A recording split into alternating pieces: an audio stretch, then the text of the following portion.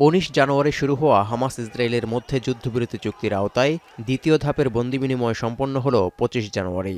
Hamas গাজায় বন্দি 4 Israeli সেনাকে মুক্তি দেওয়ার 3 ঘণ্টা পর ইসরায়েল 200 কারাবন্দীকে ছেড়ে দেয়ায় 7 দিনের মাথায় আবারও আনন্দ উচ্ছ্বাসে বিজয় উদযাপন মঞ্চে রূপ নিয়েছে ফিলিস্তিনি ভূখণ্ড।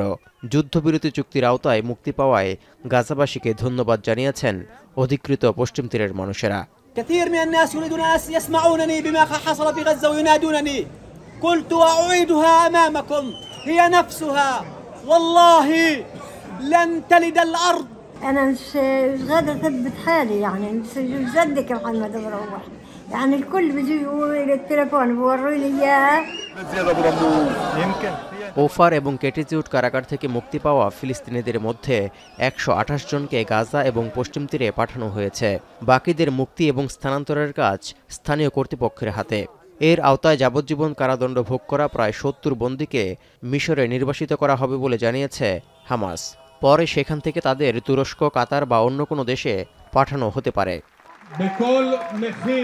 এদিকে প্রথম ও দ্বিতীয় ধাপে হামাসের হাতে আটক থাকাদের মধ্যে 7 ইসরায়েলি মুক্তি পেলেও তেল আবিবে থাকা প্রতিরক্ষা মন্ত্রণালয়ের সামনে বিক্ষোভ সমাবেশ করেছেন বাকি জিম্মিদের আত্মীয়স্বজনরা। সবাই মুক্ত হওয়ার আগ পর্যন্ত এই মিশন শেষ হবে না বলে নেতানিয়াহু প্রশাসনকে হুঁশিয়ারি দিয়েছেন ইসরায়েলিরা। To make it much shorter period until the last hostages will be at home.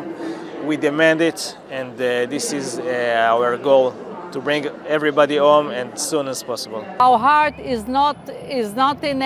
not full, and we don't feel that the mission is complete until all our hostages are back at home.